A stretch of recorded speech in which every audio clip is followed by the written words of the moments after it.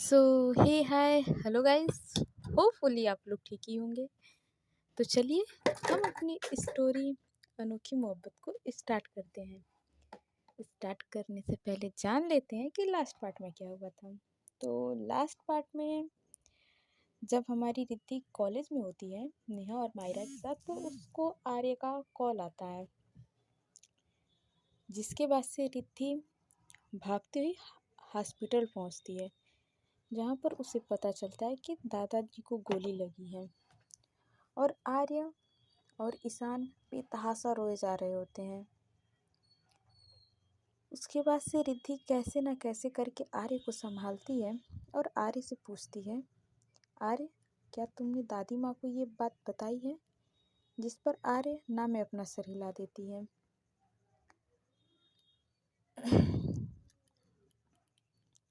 वो बोलती है कि मैं ये कैसे बताऊं?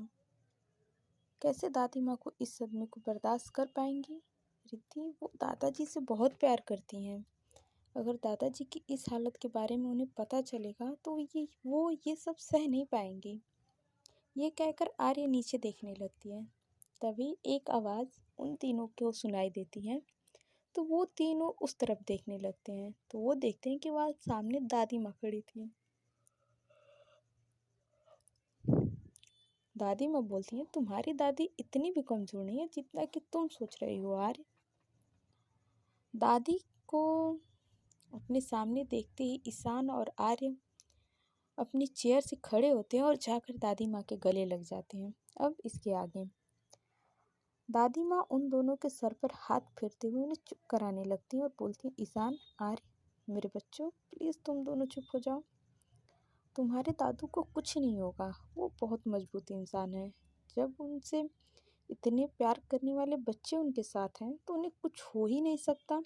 लेकिन हाँ, मैं तुम दोनों से बहुत ज़्यादा नाराज़ हूँ। तुम दोनों ने एक बार भी मुझे इस सब के बारे में बताना ज़रूरी नहीं समझा। सब कुछ बस खुद ही बर्दाश्त करते रहे। तुम चाहे कितने भी बड़े क्यों न हो गए हो, लेकिन मेरे लिए तो मेरे बच्चे ही हो। और मेरे होते हुए मेरे बच्चे कभी भी परेशानी का अकेले सामना कैसे कर सकते हैं? जिस पर आर्य बोलती है, आई एम सॉरी दादी माँ, मुझ में आपको ये सब बताने की हिम्मत ही नहीं थी, तो मैं आपको कैसे बताती। लेकिन आपको इन सब के बारे में किसने बताया? जिस पर दादी माँ चेयर पर बैठते हुए बोलती हैं, रिद्धि ने मुझे फ़ोन किया और इन सब के बारे में बताया था। आर्य रिद्धि की तरफ देखती है तो इतना उसे रिद्धि उसे आंखों से इशारे से ही परेशान ना होने के लिए कहती है। उस सब लोग बात कर ही रहे थे कि तभी कशिश रोती हुई अपने हस्बैंड के साथ आती है और आते ही दादी माँ के गले लग जाती है। दादी माँ उसके सर को सहलाते हुए कहती हैं, तुम तीनों आज इतने कमज़ोर कैसे पड़ गए? मैंने तो अपने बच्चों को बहुत बहादुर बनाया है। तुम तीनों इस तरह से कमज़ोर नहीं पड़ सकते। तुम्हारे दादाजी को अगर पता चला कि तुम लोग इतना रो रहे थे तो वो बहुत ज़्यादा नाराज़ हो जाएंगे। चलो अब अपने दादू के लिए अपने आंसू पोंछो और मुस्कुराओ।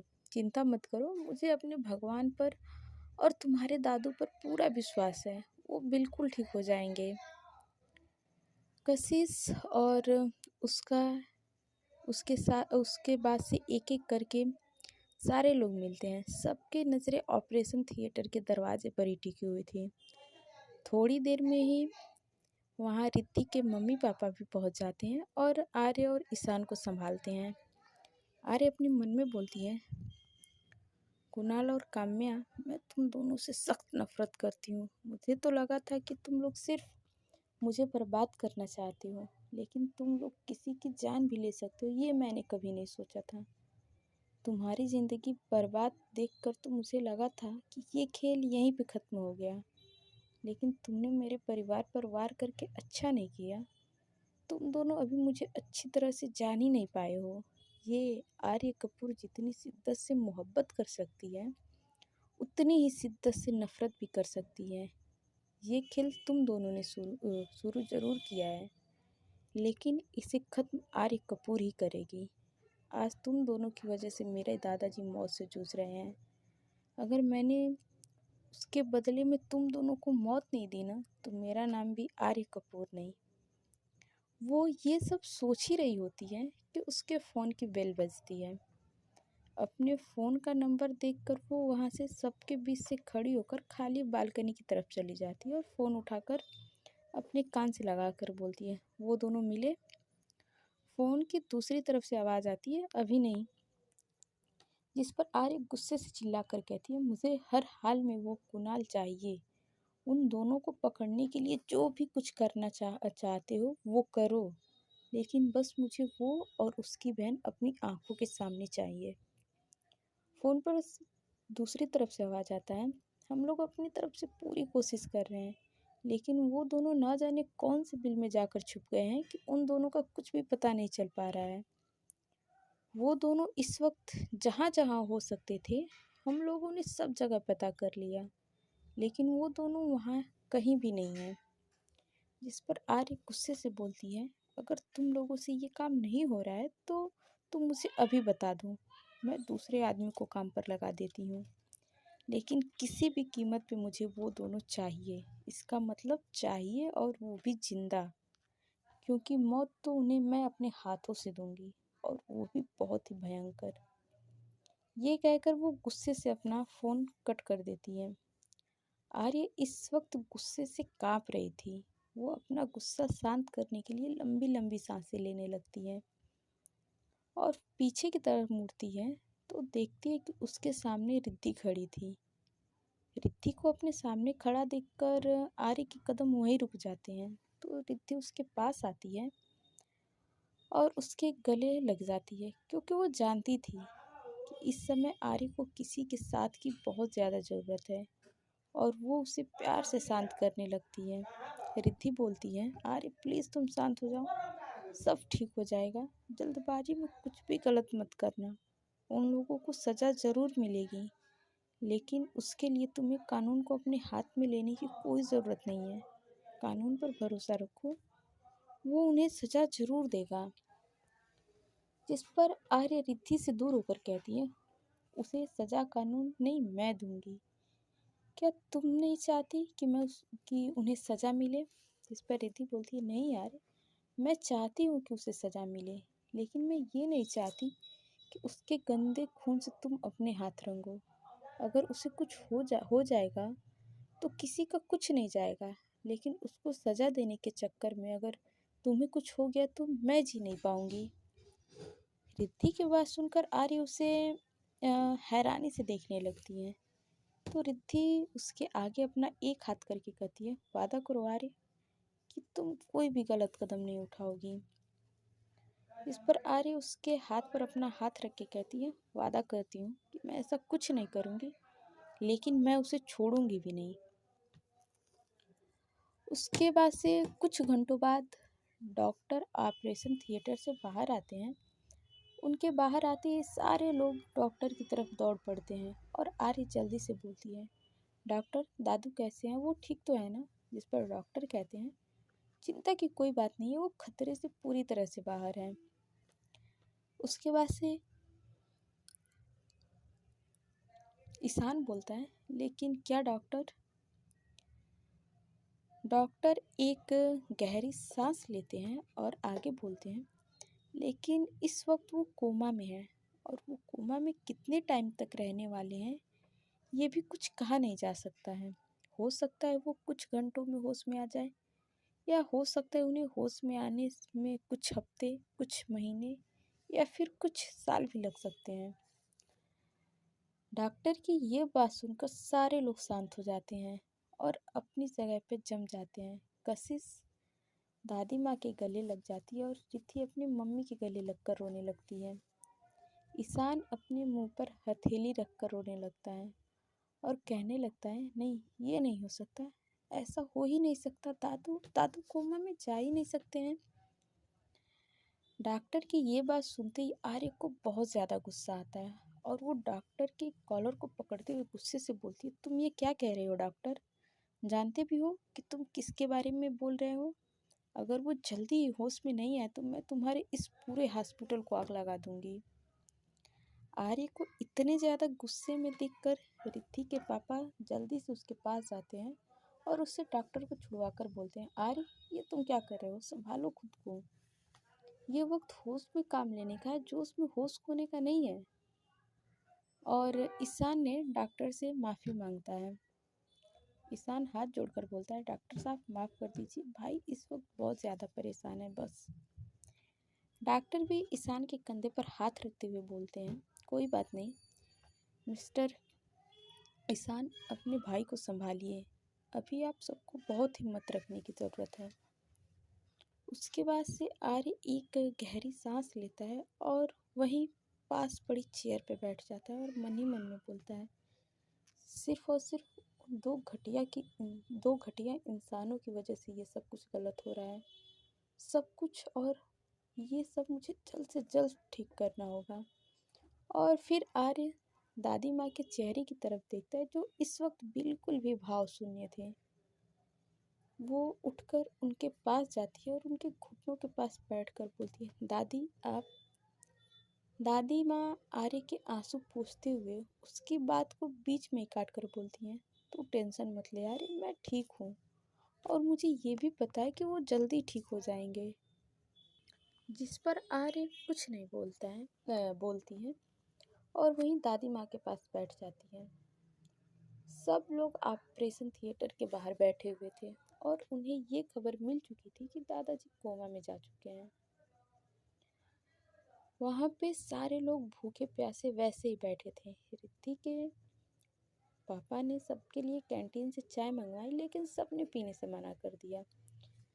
उसके बाद से रिद्धि उठी और उसने सबको बहुत ज़बरदस्ती करके चाय पिलाई। रिद्धि चाय लेकर दादी माँ के पास आती है और कहती है, दादी माँ प्लीज़ चाय पी लीजिए, आपने सुबह से कुछ भी नहीं खाया है। जिस पर दादी माँ बोलती है, नहीं बेटा अभी मेरा मन नहीं है। रिद्धि बोलती है, दादी माँ ऐसे तो आपकी तबीयत बिगड़ जाएगी, अगर आप ही बीमार हो जाओगी तो हमें कौन संभालेगा। दादी माँ रिद्धि की तरफ देखने लगती है तो रिद्धि कहती है, एक बार आर्य ईशान और कशिश की तरफ भी तो देखिए दादी माँ, अगर आप कुछ नहीं खाएंगी तो वो सब भी नहीं खाएंगे। रिद्धि की बात सुनकर दादी माँ उन तीनों की तरफ देखती हैं। उन तीनों की हालत देखकर उनका दिल भर आता है, तो वो उन तीनों को अपने पास बुलाकर कहती है, रिद्धि सबके लिए कुछ खाने को लाओ। रिद्धि और कशिश के पति तुषार जल्दी से सबके लिए चाय नाश्ता लेकर आते हैं और सबको देते हैं। पहले तो सब मना करते, लेकिन फिर दादी माँ के कहने पर सब लोग चाय नाश्ता कर लेते हैं। रिद्धि दादी माँ के नाश्ता करने के बाद उनको दवाई देती है। उसके बाद रिद्धि वहाँ से जाने लगती है तो दादी माँ उससे रोक लेती हैं। दादी माँ कहती, कहाँ जा रही हो रिद्धि? तो रिद्धि कहती है, कहीं नहीं दादी माँ, बस यहीं हूँ। जिस पर दादी माँ कहती है, सबको तो तूने चाय नाश्ता करा दिया बेटा, अब तू भी कर ले। जिस पर रिद्धि कहती है, दादी माँ अभी मेरा मन नहीं है। तो दादी माँ बोलती है, सबके साथ साथ अपना भी ध्यान रखना ज़रूरी है बेटा, अगर तू खुद का ध्यान नहीं रखेगी तो मेरे आर्य का ध्यान कौन रखेगा। दादी माँ की बात सुनकर रिद्धि का मन भर आता है और जो उसने खुद को इतनी देर से संभाल के रखा हुआ था वो टूट जाती है और दादी माँ के गले लगकर फूट फूट कर रोने लग जाती है और रोते हुए कहती है, क्यों दादी माँ, क्यों क्यों दादाजी के साथ ऐसा हुआ? कुणाल की दुश्मनी तो मुझसे थी ना, फिर उसने ऐसा क्यों किया? इस सब की दोषी मैं ही हूँ दादी माँ, ना मैं आर्य की वाइफ होती और ना ही कुणाल आर्य का जानी दुश्मन बनता और ना ही आज दादाजी की ये हालत होती। ये सब मेरी वजह से हो रहा है। इससे अच्छा तो ये होता कि ये गोली मुझे ही लग जाती। रिद्धि की बात सुनकर सबकी आंखों से आंसू आ जाते हैं। आर्य जो वहीं पे खड़ी होती है, उससे रिद्धि की बात बर्दाश्त नहीं होती है और वो उसका हाथ पकड़कर उसके झटके के साथ सीधा खड़ा करती है और गुस्से से कहती है, पागल हो गई हो क्या, जो ये सब बकवास किए जा रही हो? अगर तुम्हें कुछ हो जाता तो कभी सोचा है मेरा क्या होता? मर जाना बहुत आसान है, लेकिन कभी ये सोचा है कि मरने वाला तो मर जाता है, लेकिन जो उसके पीछे रह जाते हैं वो कैसे तिल तिल करके मरते हैं। फिर उसके आंसू पोंछते हुए बोलती है, खुद को दोष देना बंद करो रिद्धि। तुम्हें क्या लगता है कि मैं इतनी आसानी से उस कुणाल को छोड़ दूंगी? उसने जो कुछ भी मेरे परिवार के साथ किया है उसकी कीमत तो उसे अपनी मौत से ही चुकानी पड़ेगी। इसीलिए खुद को दोष देना बंद करो। दादी माँ खड़ी होकर रिद्धि के पास आती है और उसके सर पर हाथ फेरते हुए कहती, हाँ बेटा, आर्य सही कह रही है। जो कुछ भी हुआ उसमें तुम्हारी कोई गलती नहीं है। जो होना होता है वो तो होकर ही रहता है। और तुम दादाजी की चिंता मत करो, उन्हें कुछ नहीं होगा, वो जल्दी ही ठीक हो जाएंगे। अभी ये लोग बात कर ही रहे होते हैं कि तभी एक नर्स उनके पास आती है और बोलती है, हम लोग पेशेंट को प्राइवेट वार्ड में शिफ्ट कर रहे हैं, उसके बाद आप लोग उनसे मिल सकते हैं। थोड़ी ही देर में दादाजी को प्राइवेट वार्ड में शिफ्ट कर दिया जाता है। उसके बाद आर्य उनसे मिलने के लिए अंदर आती है।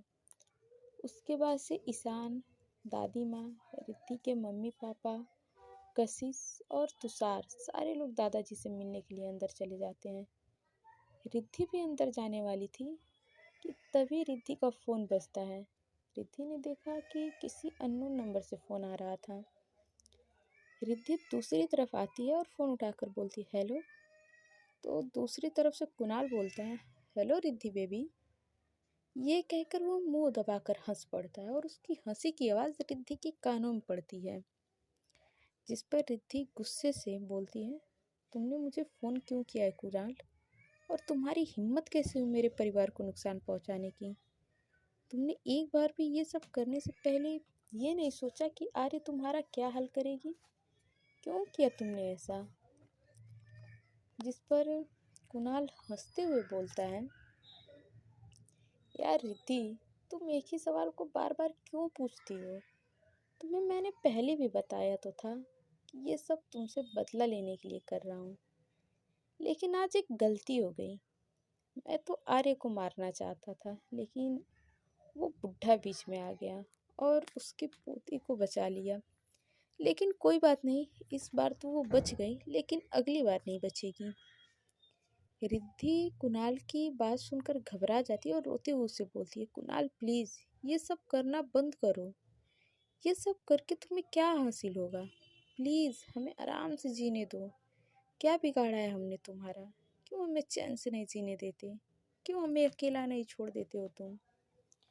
जिस पर कुणाल बोलता है, अकेला छोड़ दूँ? वो भी तुम्हें? अरे ऐसे कैसे मेरी जान? तुम्हें और तुम्हारी उस वाइफ को तो मैं बिल्कुल भी नहीं छोड़ने वाला हूँ। तुमसे तो मैं सच में बहुत प्यार करता हूँ। तो बताओ, तुम्हें ऐसे कैसे जाने दूँ? धोखा दिया था ना तुमने मुझे, अब उसकी सज़ा तो तुम्हें मिलकर रहेगी। तो तैयार रहना सज़ा भुगतने के लिए। जिस पर रिद्धि बोलती है, मेरे होते हुए आर्य को कुछ नहीं होगा, समझे तुम? इस पर कुणाल बोलता है, जानता हूँ कि तुम उसे अपनी इतनी आसानी से कुछ नहीं होने दोगी। मैं उसे जीने नहीं दूंगा और तुम उसे मरने नहीं दोगी। लेकिन चलो, तुम्हारी ये चिंता भी दूर की मैंने।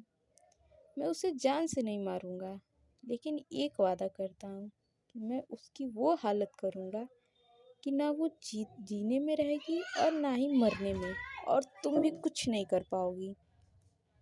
जिस पर रिद्धि बोलती है, कुणाल, मैंने पहले भी तुमसे कहा है मेरे परिवार से दूर रहो। कहीं ऐसा ना हो मेरी ज़िंदगी में आग लगाते लगाते तुम्हारी खुद की ज़िंदगी झुलस जाए। जिसे सुनकर कुणाल बोलता है, मेरी ज़िंदगी की तो तुम परवाह करो ही मत। अपने दुश्मनों को बर्बाद किए बिना तो ये कुणाल खन्ना नहीं मरने वाला। तुम अपनी वाइफ को बर्बाद करने के बहुत तरीके हैं मेरे पास। मैं उससे ऐसी सज़ा दूंगा कि वो जीते जी मर जाएगी। जिस पर रिद्धि चिल्लाते हुए बोलती है, कुणाल, मुझे कुछ भी ऐसा करने पर मजबूर मत करो जो मैं करना नहीं चाहती हूँ। डॉक्टर हूँ मैं, मेरा काम लोगों की जान बचाना है, जान लेना नहीं। लेकिन तुम्हें बता दूँ कि अगर बात मेरे परिवार और मेरी वाइफ की हो तो मैं किसी भी की भी जान लेने में हिचकिचाऊंगी नहीं। जिस पर कुणाल बोलता है, ओह शट अप रिद्धि, और हाँ, अगर तुमने ये बात अपने उस वाइफ को बताई कि कि मैंने तुम्हें फ़ोन किया था तो ये ना तुम्हारे लिए अच्छा होगा और ना ही तुम्हारी वाइफ के लिए। अपनी बात कहकर कुणाल ने फ़ोन कट कर दिया। रिद्धि ने उसे दोबारा फ़ोन मिलाया लेकिन उसका फ़ोन स्विच ऑफ आ रहा था। रिद्धि को तो कुछ समझ नहीं आ रहा था कि वो आर्य है, आर्य को ये सब बताए या नहीं। फिर उसने ये सोचकर आर्य को कुछ नहीं बताया कि आर्य तो ऑलरेडी बहुत परेशान है। अगर उसे पता चला कि कुणाल ने फ़ोन किया था तो वो उसे लेकर और भी परेशान हो जाएगी। ऐसे ही पूरे 15 दिन हॉस्पिटल में रहने के बाद दादाजी को हॉस्पिटल से डिस्चार्ज कर दिया जाता है और अब वो घर पे पूरी मेडिकल फैसिलिटी के साथ उनका इलाज शुरू होता है। आर्य भी अब काफ़ी खामोश रहने लगी थी। वो अब ज़्यादा बातें नहीं करती थी। ईशान भी बस या तो ऑफिस में रहता है या फिर अपने रूम में। उसने नेहा से भी बातचीत करना लगभग बंद ही कर दिया था। नेहा कभी कभी दादाजी को देखने घर आ जाया करती तो भी वो उसे देखकर वहाँ से चला जाता था। ये देखकर नेहा के साथ साथ रिद्धि को भी काफ़ी बुरा लगता, लेकिन वो इन सब में कुछ भी नहीं कर पा रही थी।